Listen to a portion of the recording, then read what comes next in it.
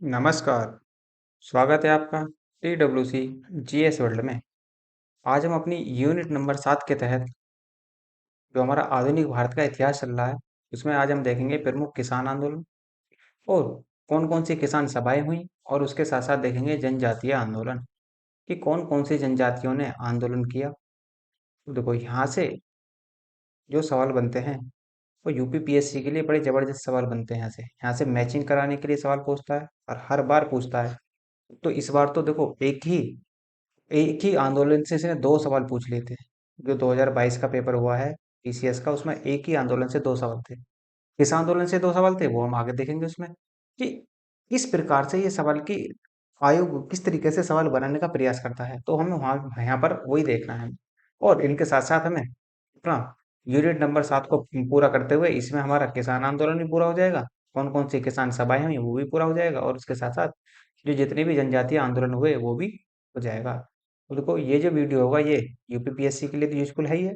UPSC जो आने वाला बीओ है, आरओ एआरओ, ये भी दोनों ही वेटिंग में है, दोनों ही वैकेंसी एसएससी के लिए और यूपी ट्रिपल एससी या अदर कोई भी एग्जाम हो, सबके लिए क्या होगा, ये बेनिफिशियल होगा। तो स्टार्ट करते हैं हम यूनिट नंबर अपनी 7। और देखो किसान आंदोलन में हम यहाँ पर देखेंगे कि आखिर किसान आंदोलन का होने का कारण क्या था, कि ये जो किसान आंदोलन हुए उनका मेन कारण क्या था। तो मेन कारण था ट्रायल एंड एरर का मेथड, कि क्या कहता है ट्रायल एंड एरर का मेथड वो देखना है। उसके साथ साथ फिर देखेंगे हम स्थायी बंदोबस्त, फिर देखेंगे रैयतवाड़ी बंदोबस्त और फिर देखेंगे महलवाड़ी बंदोबस्त, या इसी को ही स्थायी बंदोबस्त, रैयतवाड़ी व्यवस्था और इसी को ही महलवाड़ी व्यवस्था के नाम से भी जाना जाएगा।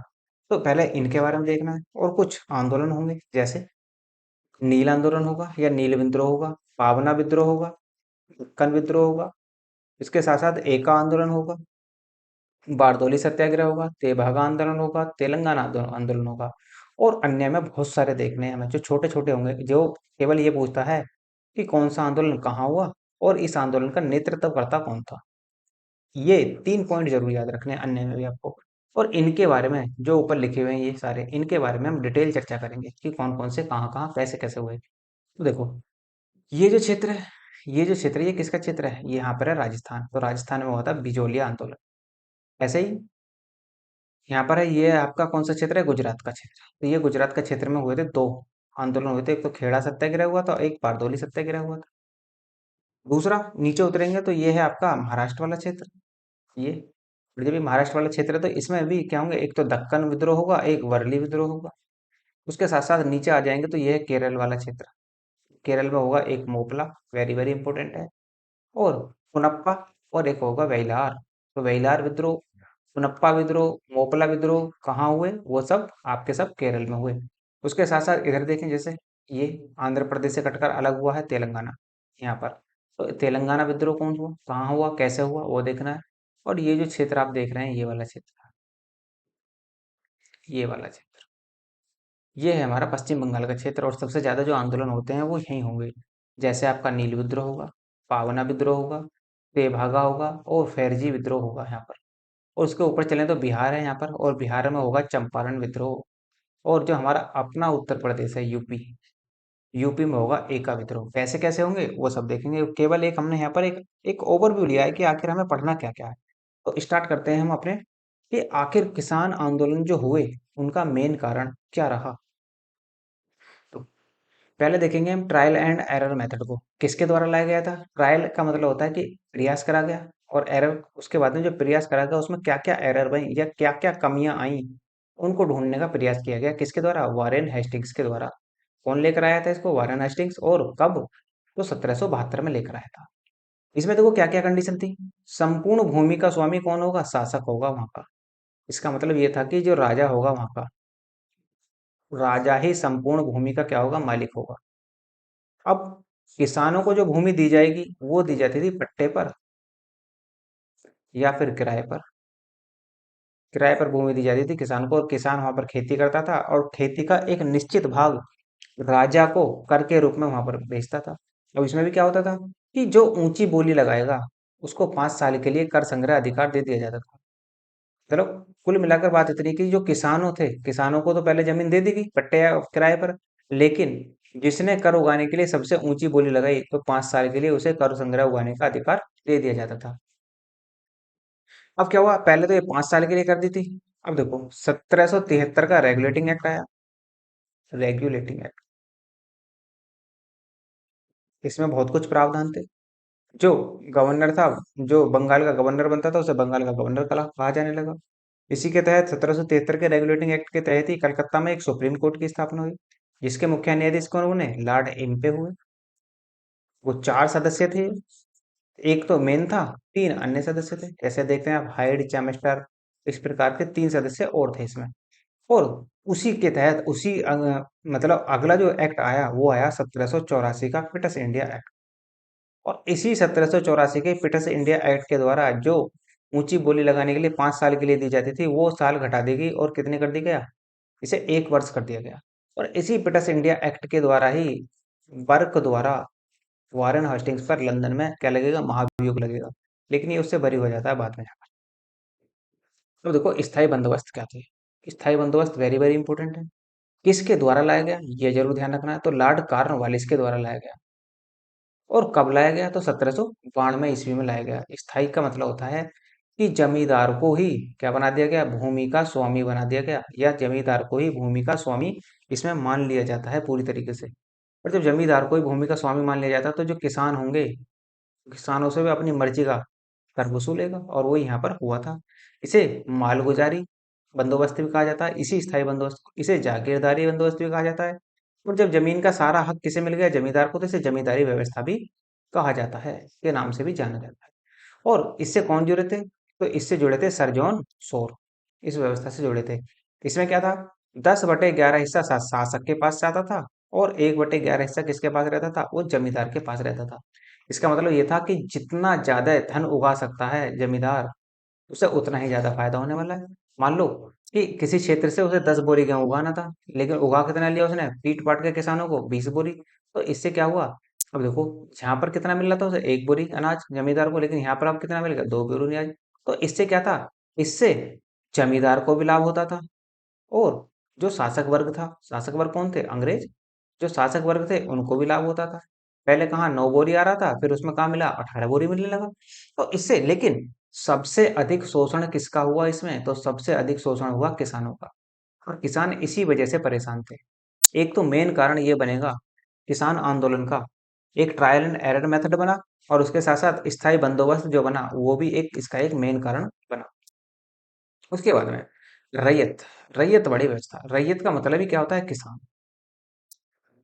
इसमें क्या हुआ, इसको जो लागू करा था वो कैप्टन रीड और थॉमस मुनरो ने लागू किया था। कब किया था, तो 1792 में इसे लागू किया था। कैप्टन रीड ने इसे मद्रास के 12 मील जिले में लागू करा। पहले इसे एक क्षेत्र में लगा कर देखा था कि चालू है कि क्या ये लागू की जा सकती है या नहीं। तो उसके बाद में लगान की दर इसमें क्या थी, बहुत ऊंची थी और कठोरता से ली जाती थी। चाहे अनाज हो या ना हो, पैदा हो अनाज या ना हो, लेकिन उन्हें जितना भी उन्होंने लगान की दर फिक्स कर रखी थी वो चाहिए ही चाहिए इनसे, किसानों से। तो किसान इस रैयत वाली व्यवस्था से परेशान थे। इसमें क्या था कि इसमें मालिकाना हक, भूमि का मालिकाना हक किसान को ही दे दिया गया कि किसान ही क्या करेगा, वो डायरेक्ट राजस्व विभाग में या राजस्व खाते में डायरेक्ट अनाज जमा करेगा जाकर। और 1835 में गोल्ड स्मिथ और विग्नेट ने इसमें सुधार किए थे। इतना आपको इसके बारे में ध्यान रखना है।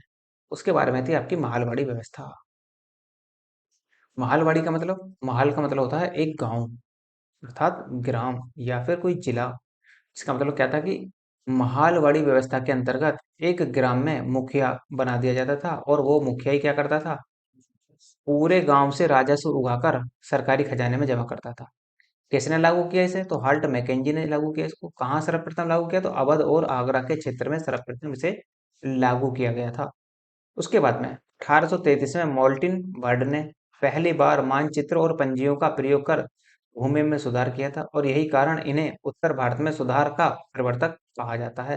मतलब यही कारण है कि इन्हें उत्तर भारत में सुधार था, भूमि सुधार का प्रवर्तक किसे माना जाता है, मार्टिन, मार्टिन है ये, मार्टिन बर्ड। तो मार्टिन बर्ड को यहाँ का सुधारक माना जाता है उत्तर भारत का। उसके बाद में देखो, अब देखो वन बाय वन हम विद्रोह देख लेते हैं कि क्यों हुए। क्योंकि विद्रोह के 3 कारण थे, ट्रायल एंड एरर मेथड, स्थायी बंदोबस्त, स्थायी बंदोबस्त, रैयतवाड़ी बंदोबस्त और महलवाड़ी बंदोबस्त। तो ये चार मेथड ऐसे थे जो किसानों को दुख दे रहे थे। इसी वजह से किसान का जब देखो जब भी किसी का सबर टूटेगा तो क्या होगा, सैलाब तो आएगा ही आएगा। तो और वही काम यहाँ भी हुआ। जब किसानों के बस की नहीं रही तो उन्होंने क्या कर दिया, आंदोलन शुरू कर दिया। और नील विद्रोह हुआ पहला। यहाँ पर ददनी प्रथा के द्वारा खेती कराई जा रही थी और इसमें अग्रिम रकम देकर शर्तनामा लिखवाया जाता था। देखो ददनी प्रथा होती थी क्या थी, ददनी प्रथा होती थी कि खेत के एक निश्चित भाग पर अर्थात खेत के 3/20 भाग पर नील की खेती करना अनिवार्य कर दिया था इन्होंने, कि नील उगाएंगे ही उगाएंगे। अब देखो नील जो था, यदि आप किसी खेत पर नील 1-2 साल उगा लें, लगातार उगा लेते थे, तो वो खेत बंजर हो जाता था। इसी वजह से किसान बड़े दुखी थे। और कंडीशन ऐसी लगी हुई थी अंग्रेजों की कि यदि किसी के पास मान लो 20 बीघा जमीन है तो उस 20 बीघा में से 3 बीघा खेती पर नील उगाया ही उगाया जाएगा। तो ये थी शर्त इनकी कि 3/20 भाग पर नील की खेती उगाना ही क्या थी, ददनी प्रथा की प्रथा की शुरुआत करते हैं ये लोग। इसमें क्या होता था, देखो जो नील था, नील किसके लिए यूज होता था, नील होता था कपड़ों को रगड़ने के लिए। अभी तक कृत्रिम नील का आविष्कार नहीं हुआ था, लेकिन आगे चलकर कृत्रिम नील का आविष्कार हो जाएगा धीरे धीरे। तो यहाँ पर क्या हो जाएगी कि ये नील को खेती को यहाँ पर ये बैन कर देंगे फिर बाद में, कि अब इन्हें नील की कोई जरूरत नहीं। जब कृत्रिम प्रकार से नील बनने लगेगा तो नेचुरल प्रकार से जो नील उगाया जाता था उसकी कोई इन्हें आवश्यकता नहीं रह जाएगी। उसके बाद में 1860 में डब्ल्यू एस सेटोन करके नेतृत्व में नील आयोग का गठन किया गया। और इस विद्रोह का जिक्र किसमें हुआ है, हिंदू पेट्रियट में भी हुआ है।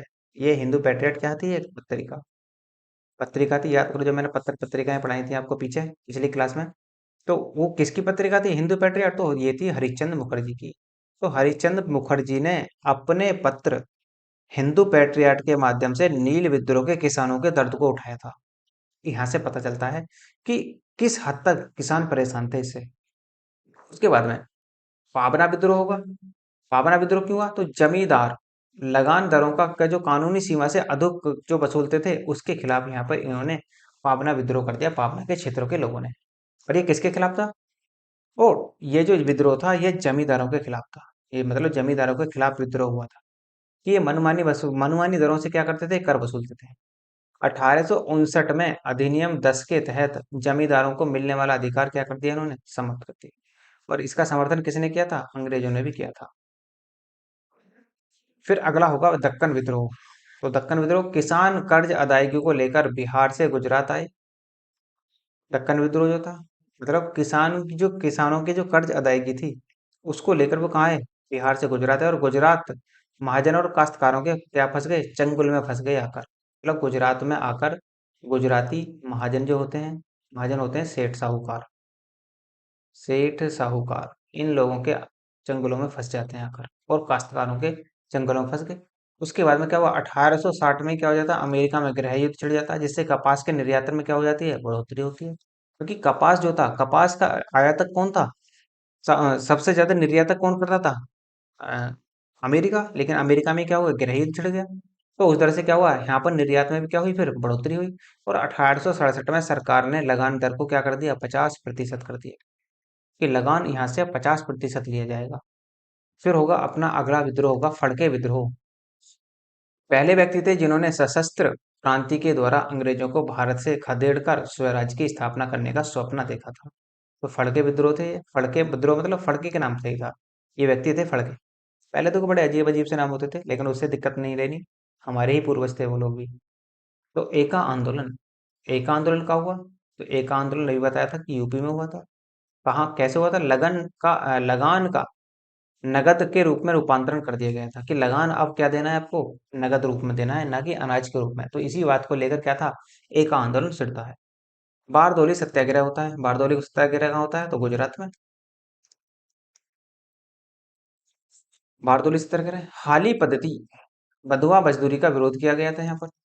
और 1926 में कपास में गिरी कीमतों के कारण बाद में लगान की दर को क्या कर दिया गया, 22% कर दिया गया। गिरी कीमतों के बाद में क्या करा, लगान को जब जैसे जैसे कपास में क्या हुई, कीमतें गिरी, उसी तरीके से जो 50% का लिया जा रहा था लगान, उसको क्या कर दिया उन्होंने, 22% कर दिया। यह विद्रोह लगान न देने के कारण हुआ था। क्योंकि देखो किसानों के पास क्या था, कि यहाँ पर क्या हुआ, यहाँ पर अकाल जैसी प्रकृति पड़ी, काल भी आया, सूखा भी पड़ गया। और जब दोनों ही चीजें एक साथ हो गई तो क्या हुआ, किसान खेती नहीं कर पाए। तो किसानों की हिम्मत इतनी भी नहीं थी कि वो 22% भी कर अदा कर सकें। इसका मतलब बाद में ये तय होगा कि इसमें कि जो किसान लगान देने में सक्षम है वो लगान दें, बाकी अदरवाइज कोई लगान ना दें। तो इसी इसमें ही क्या होता, बारदौली सत्याग्रह। और ये इसमें इसका नेतृत्व कौन कर रहे थे, तो सरदार वल्लभ भाई पटेल कर रहे थे। बाद में क्या होंगे, गांधी जी भी इस आंदोलन से जाकर जुड़ जाएंगे। इसी विद्रोह में बारदौली की महिलाओं की ओर से गांधी जी ने किसको सरदार की उपाधि दी थी, वो तो वल्लभ भाई पटेल को। सरदार जो थे वल्लभ भाई पटेल, इनको सरदार की उपाधि दी थी। किसकी तरफ से मिली थी, तो बारदौली की महिलाओं के द्वारा। कहाँ मिली थी, तो गांधी जी ने दी थी। किसकी उपाधि, सरदार की। अगला है आपका तेभागा आंदोलन। किसानों का बटाईदारों के खिलाफ संघर्ष था, इसी वजह से क्या था, तेभागा आंदोलन होता है। उसके बाद में फिलाउड कमीशन ने कहा कि उपज का 2/3 के हिस्सा किसान के पास होगा।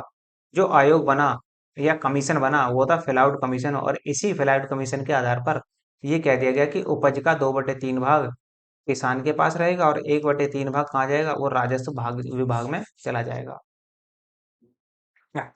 फिर है तेलंगाना आंदोलन। तो तेलंगाना आंदोलन जो था, संपूर्ण भूमि पर निजाम का अधिकार हो गया। निजाम का अधिकार था। लगान बढ़ाकर कम दाम पर अनाज अनाज को बेचने को कहा गया। कि पहले तो इन्होंने लगान बढ़ा दिया और फिर ये कहते हैं कि जी कम दाम पर अनाज बेच दो। तो इसके इसी बात को लेकर क्या था, इस बात को लेकर किसानों में रोष था पूरी तरीके से। और ये आंदोलन स्वतंत्रता के बाद तक भी चलता रहा। अर्थात साथ ये है कि 15 अगस्त 1947 के बाद तक भी ये आंदोलन जारी रहा। और छापामार युद्ध प्रणाली का प्रयोग किया गया इसमें। इस छापामार युद्ध प्रणाली का कौन विकास करते थे, किसने विकास किया था भारत में, तो शिवाजी ने। शिवाजी भी छापामार युद्ध प्रणाली में प्रांगण थे। तो सर्वाधिक अवधि तक चलने वाला विद्रोह था ये तेलंगाना आंदोलन। अब देखो प्रमुख किसान आंदोलन कौन कौन से हैं, कैसे कैसे, ये जरूर ध्यान रखना। देखो जितना मैंने पीछे का बताया, यदि वो याद रख पाओ तो बहुत अच्छी बात है, मेंस के लिए काम देगा। और यदि याद ना रख पाओ तो ये तो आपको याद रखना ही है कि नील विद्रोह कहाँ हुआ, कब हुआ, और उसके नेता कौन थे, ये जरूर ध्यान रखना है आपको। तो नील विद्रोह के नेता कौन थे, तो दिगंबर विश्वास और विष्णु विश्वास, दोनों भाई थे ये। तो इन्होंने उठाया था नील विद्रोह को। और कब हुआ था, तो 1859 से 1860 के बीच में चलता है। देखो 1857 की क्रांति होती है, उसके बाद में ये विद्रोह भी चालू हो जाता है। और प्रभावित क्षेत्र थे तो ये बंगाल में भी था और ये बिहार में भी था। मेनली यदि आपको ऑप्शन में दोनों में से एक ही चूज करना पड़ जाए तो आप फिर बंगाल पे जाएंगे, क्योंकि मेनली बंगाल में था। अब यह थोड़ा सा याद करो, बीबीयू। बीबीयू किसके पास था, बीबीयू पास था। बीबीयू में ही क्या थे, बंगाल आता था। मतलब बंगाल में क्या था, बंगाल बिहार और उड़ीसा को मिलाकर ही बंगाल आता था सारा। तो इसी वजह से सबसे ज्यादा जो प्रभावित क्षेत्र था वो बंगाल था यहाँ पर।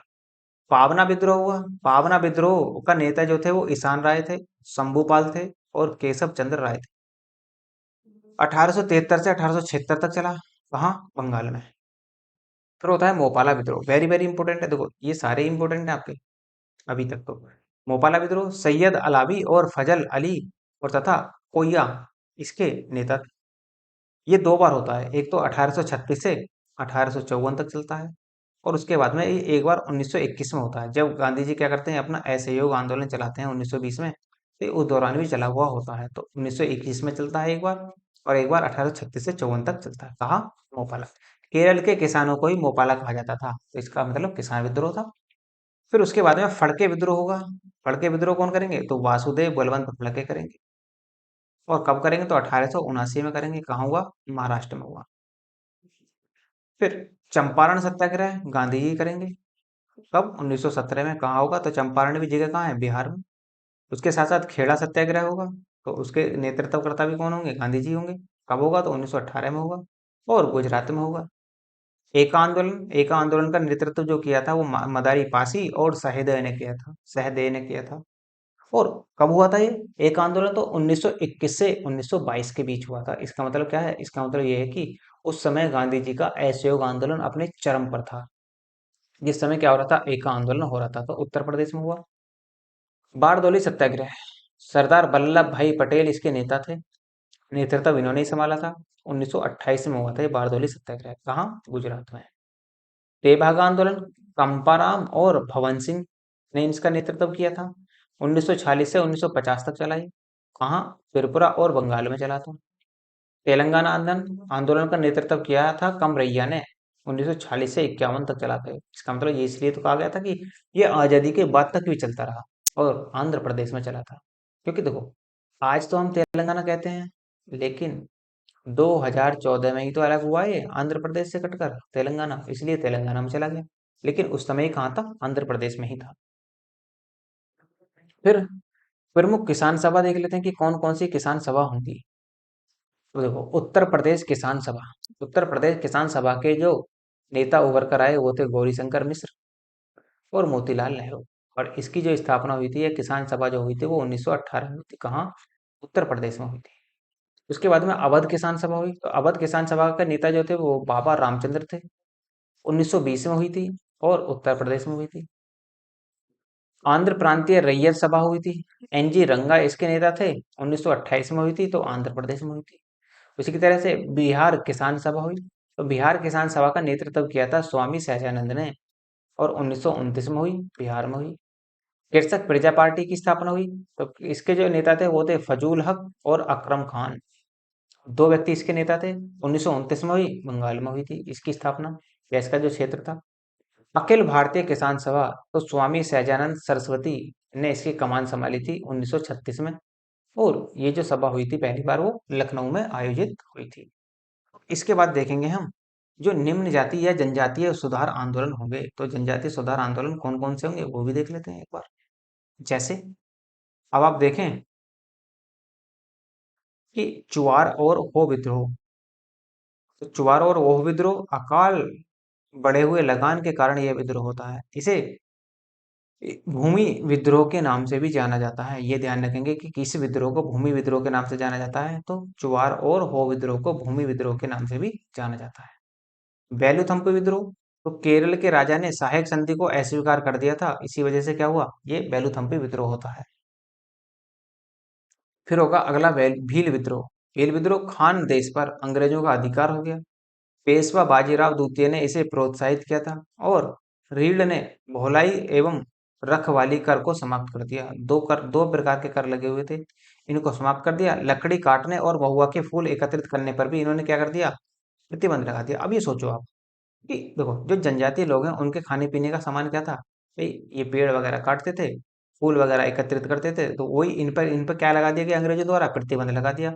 तो इसी वजह से ये क्या करेंगे? भील विद्रोह करेंगे और इनके ऊपर तिसाला नामक भूमि कर लगा दिया अंग्रेजों ने।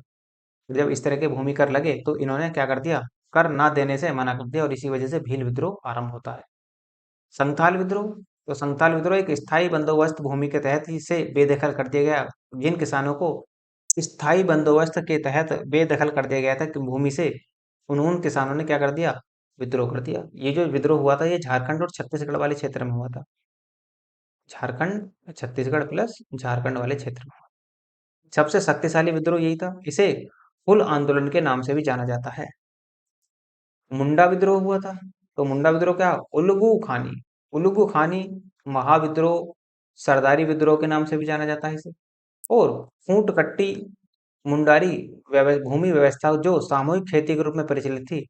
बिरसा मुंडा ने खुद को ईश्वर का दूत कहा था। तो ये भी कहाँ था? छोटा नागपुर पठार में हुआ था ये। छोटा नागपुर पठार झारखंड में ही पड़ता है और छत्तीसगढ़ में पड़ता है। हालांकि आप इसे झारखंड कह सकते हैं एक बार के लिए। इन्होंने सिंह भूमि पूजा करने को कहा था। इसका मतलब मुंडा विद्रोह का जो नेतृत्व किया था वो बिरसा मुंडा ने ही किया था। और ये बिरसा मुंडा जो थे ये अपने आप को आबा आबा की उपाधि देते हैं। आबा अर्थात ईश्वर के दूत के रूप में अपने आप को ये सिद्ध करने का प्रयास करते हैं।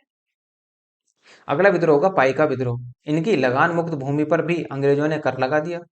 जो भूमि लगान से मुक्त थी, जिस पर लगान नहीं दिया जाता था, अंग्रेजों ने आकर उस पर भी क्या कर दिया? उस पर भी कर लगा दिया। इसी वजह से इसके क्षेत्र जो स्थानीय लोग के किसान थे, जो जनजातीय क्षेत्र के जो लोग थे, उन्होंने विद्रोह छेड़ दिया और जिसे नाम दिया गया पाइका विद्रोह। फिर आप देखेंगे खोद और सवार विद्रोह होगा। सरकार द्वारा नरबलि प्रथा पर रोक लगा दी गई।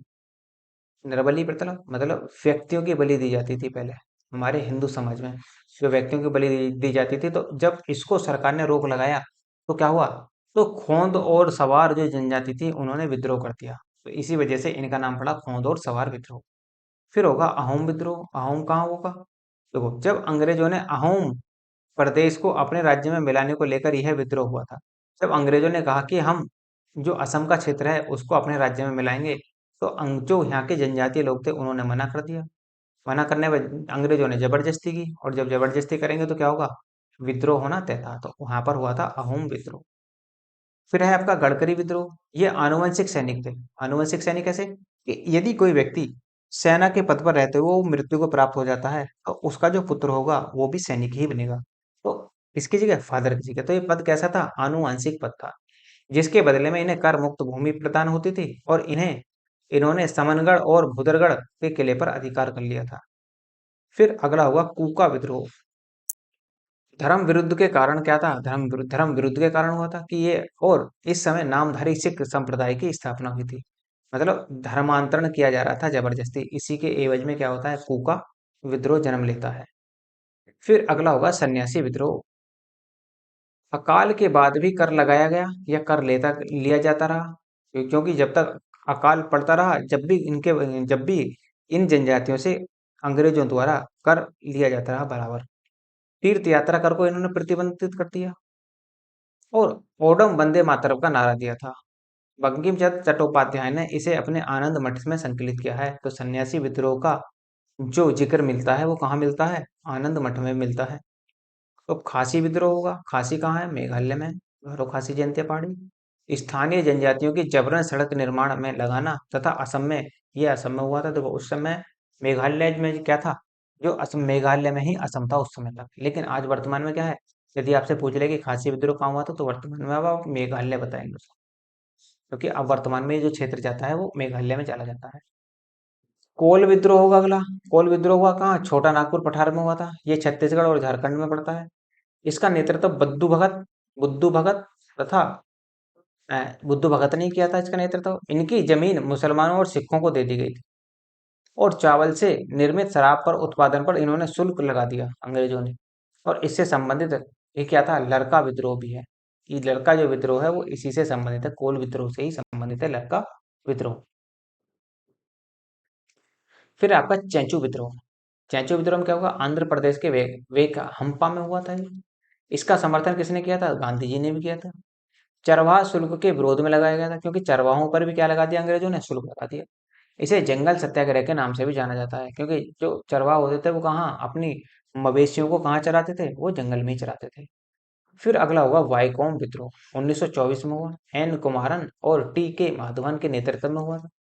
निम्न जातियों के मंदिर में प्रवेश को वर्जित को लेकर चलाया गया आंदोलन था ये। इसका मतलब ये था कि जो उच्च कुल के लोग थे, निम्न जाति के लोगों को मंदिर में प्रवेश करने से रोकते थे। अर्थात निम्न जातियों के लोगों का मंदिर में प्रवेश जो था वो पूर्णतः वर्जित था। तो इसका मतलब क्या हुआ, इसका मतलब ये हुआ कि कोई भी निम्न जाति का व्यक्ति मंदिर में ईश्वर की पूजा करने के लिए नहीं जा सकता। तो इसी के विरोध में हुआ था वाइकोम विद्रोह। और सवर्ण जाति के लोग एजवा और पुलैया जैसे निम्न जातियों को मंदिर में प्रवेश करने के को लेकर क्या कर देते हैं, ये विद्रोह कर देते हैं। अब देखो कुछ मेन मेन पॉइंट यहाँ से अभी ध्यान रखना कि जनजातीय विद्रोह कहाँ कहाँ हुए थे। जैसे ये वाला क्षेत्र किसका है, ये वाला क्षेत्र है पंजाब का। तो कूका विद्रोह कहाँ हुआ था, पंजाब में। जैसे ही बिजोलिया विद्रोह कहाँ हुआ, ये वाला क्षेत्र किसका है, ये वाला क्षेत्र है हमारा राजस्थान। तो बिजोलिया और भील आंदोलन हुए थे राजस्थान में। उसी तरीके से कच्छ, नायक, पेगरा और नेगदा, तो ये जो आंदोलन हुए थे, चार आंदोलन ये हुए थे आपके गुजरात में। फिर आप देखेंगे महाराष्ट्र में, तो महाराष्ट्र में हुआ था गडकरी, रामोसी, भील और सतारा विद्रोह। ज्यादातर तो वो राज्यों के नाम ही दे देता है कि बताइए कि मैच करा दीजिए कि कौन सा सही सुमेलित है। तो एक तरफ तो क्या दे देगा, एक तरफ तो आंदोलन दे देगा, और दूसरी तरफ क्या कर देगा, दूसरी तरफ राज्य दे देगा। तो इतना काम करेगा। दूसरी कंडीशन ये बनेगी कि विद्रोह दे देगा, कौन हुआ, सन पूछ लेगा कि कब हुआ, या फिर विद्रोह दे देगा, ये पूछ लेगा कि नेतृत्व किसने करा। तीन चार तरीके के सवाल बनाता है यहाँ से आयोग। ये है आपका कर्नाटक वाला क्षेत्र, ये वाला जो क्षेत्र देख रहे हैं, और ये जिस कर्नाटक क्षेत्र में होता है किट्टूर विद्रोह। और नीचे आएंगे तो ये आपका केरल वाला क्षेत्र है, तो केरल में हुआ था मोपाला विद्रोह। उसके साथ साथ जस्टिस और आत्मसम्मान विद्रोह जो हुए थे, ये जो क्षेत्र आप देख रहे हैं ये वाला, ये है आपका तमिलनाडु वाला क्षेत्र। तो जस्टिस और आत्मसम्मान विद्रोह हुआ था यहाँ पर तमिलनाडु में। उसके बाद में ये क्षेत्र आप देख रहे हैं, ये वाला क्षेत्र है आपका आंध्र प्रदेश में। तो आंध्र प्रदेश में होता है रंपा विद्रोह। फिर आंध्र प्रदेश से ऊपर उठेंगे तो ये उस क्षेत्र जो है ये आपका उड़ीसा वाला क्षेत्र है। और उड़ीसा में हुआ था पाइका और खोंद विद्रोह हुए थे। उसके साथ साथ ये जो क्षेत्र है, उड़ीसा से लगा हुआ, सिक्किम से लगा हुआ, असम से लगा हुआ, बिहार से लगा हुआ क्षेत्र भी क्या कहलाता है? ये ही क्षेत्र हमारा कहलाता है बांग्लादेश। और बांग्लादेश में क्या हुआ था? चुआर, सन्यासी, फकीर, फैरजी, पागलपंथी और भूमिज आंदोलन हुए थे यहाँ पर। उसके साथ साथ असम में हुआ था अहोम विद्रोह। और उसमें फिर आप देखेंगे जो ये जो क्षेत्र है ये झारखंड का क्षेत्र है। तो झारखंड के क्षेत्र में कौन कौन से हुए थे? तो हो विद्रोह हुआ था, कोल विद्रोह हुआ था, संथाल विद्रोह हुआ था और मुंडा विद्रोह भी झारखंड में ही हुए थे। तो ये जनजातीय विद्रोह थे आपके इस तरह से। अब इनको एक साथ देख लेते हैं कि कहाँ कब कब कौन सा हुआ, किस क्षेत्र में हुआ, कौन सा क्षेत्र प्रभावित था और नेतृत्व किसने किया था। तो चुआर और हो विद्रोह 1768 से लेकर 1772 तक चलेगा। कहाँ? बंगाल में। इसका जो नेतृत्व कर रहे थे वो दो व्यक्ति कर रहे थे, जगन्नाथ सिंह और दुर्जन सिंह। फिर अगला जो विद्रोह हुआ वो हुआ वेलुथम्पी विद्रोह। 1808 से लेकर 9 तक चला, केरल में हुआ। और नेतृत्व करता था इसके वेलुथम्पी। इन्होंने अपने नाम पर वेलुथम्पी विद्रोह नाम धर दिया। भील विद्रोह, तो भील विद्रोह जो था 1818 से 1921 तक चलेगा, लंबा खींचेगा ये। वहां महाराष्ट्र में हुआ था। तो नेतृत्व करता कौन थे? दशरथ, हिरिया, सेवाराम और दौलत सिंह इसके नेतृत्व करता थे। फिर आपका संथाल विद्रोह। तो संथाल विद्रोह 1855 से 56 तक चलेगा। बिहार में और झारखंड में स्टार्ट होगा, लेकिन मेनली कहाँ माना जाता है? झारखंड में ही माना जाता है, क्योंकि दक्षिणी बिहार में हुआ था सबसे ज्यादा। तो इसका जो संथाल विद्रोह का जो नेतृत्व कर रहे थे, दो भाई कर रहे थे, सिद्धू और कान्हू। इन दोनों ने इसका नेतृत्व किया था। फिर होगा मुंडा विद्रोह। और मुंडा विद्रोह 1895 से 1901 तक चलेगा, झारखंड में हुआ था। इसका ने जो नेतृत्व करा था वो किया था बिरसा मुंडा ने। इनको धरती आबा की संज्ञा दी जाती है। फिर होगा पाइका विद्रोह और ये होगा 1817 से 56 तक चलेगा पाइका विद्रोह। तो पाइका हुआ था उड़ीसा में और नेतृत्व कर रहे थे इसका जगबंधु। फिर अहोम विद्रोह होगा 1828 से 33 तक चलेगा। अहोम विद्रोह असम में हुआ था और जो इसका नेतृत्व कर रहे थे वो कर रहे थे गोमधर कुंवर। खोण और सवार विद्रोह, खोण और सवार विद्रोह 1837 से 56 तक चलेगा, असम में हुआ था। तो जो नेतृत्व करता थे वो थे चक्र बिसोई और राधा कृष्ण दंडसेन, इसके नेतृत्व करता थे। उसके साथ साथ गडकरी विद्रोह होगा, 1844 में होगा। कोल्हापुर, कोल्हापुर पड़ता है आपका महाराष्ट्र में। और बाबजी अहीर सर ने इसका नेतृत्व किया था। ताना भगत विद्रोह हुआ था 1914 में, छोटा नागपुर पठार में हुआ। और जिसका नेतृत्व करा था वो किया था जतरा भगत और बलराम भगत ने, दोनों भाइयों ने मिलकर किया था इसका। बघेरा, बघेरा विद्रोह जो था वो 1818 से लेकर 19 तक चला था ये। तो ये गुजरात में हुआ था बघेरा। और बघेरा सरदार के द्वारा इसका नेतृत्व किया गया था। तो नेक्स्ट, कोलारी विद्रोह हुआ 1820 से 36 तक चलेगा, छोटा नागपुर पठार में चलेगा। और कोलारी आदिवासी के द्वारा ही इसका नेतृत्व किया गया था। फिर नेक्स्ट होगा कूका विद्रोह। ध्यान रखना, कुकी बन जाए तो कुकी पंजाब में नहीं होगा, जबकि कूका क्या है? कूका विद्रोह जो होगा वो पंजाब में होगा। कब? 1840 में। कहाँ हुआ था? इसका नेतृत्व किसने करा? तो भगत जवाहर मल ने इसका नेतृत्व किया था। उसके साथ साथ सन्यासी विद्रोह हुआ 1763 से लेकर 1860 तक चला, लंबा चला था, बंगाल में हुआ था। और इसका जो नेतृत्व कर रहे थे वो कर रहे थे मजूमन शाह, मूसा शाह और भवानी पाठक इसका नेतृत्व कर रहे थे। उसके साथ साथ खासी विद्रोह हुआ 1830 से 33 तक चलेगा। खासी विद्रोह असम में हुआ और मेघालय में हुआ था। अब देखो, ध्यान रखना है कि असम आ जाए और मेघालय आ जाए, दोनों आ जाए तो आप मेघालय लगाएंगे, क्योंकि वर्तमान स्थिति खासी की कहाँ है? मेघालय में है। और जो इसका नेतृत्व कर रहे थे वो कर रहे थे तीरथ सिंह। तो देखो ये हो जाते हैं आपके किसान प्लस जनजातीय आंदोलन। बस तीन चार पॉइंट जरूर याद रख लेना। कौन सा नेतृत्व, कौन सा विद्रोह हुआ, कब हुआ, कहाँ हुआ।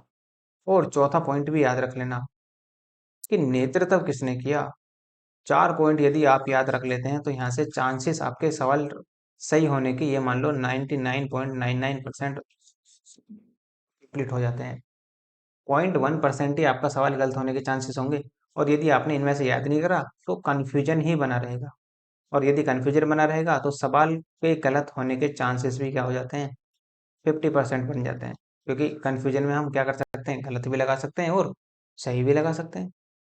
तो यदि आपको लगता है कि लेक्चर अच्छा है और इसकी रिवीजन के लिए पीडीएफ होनी चाहिए, तो टेलीग्राम ज्वाइन कर लीजिए।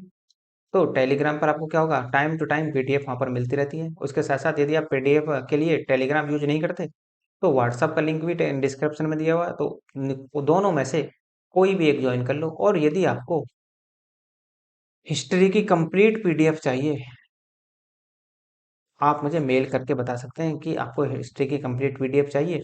और उसके साथ साथ यदि आपको इसकी हार्ड कॉपी चाहिए, तो हार्ड कॉपी के लिए भी आपको मेल करना होगा और मेल में आपको बताना होगा कि किस पते पर भेजनी है। तो उसके हिसाब से आपको 8 से लेकर 10 दिन के अंदर आपके पते पर या आपके अपने एड्रेस पर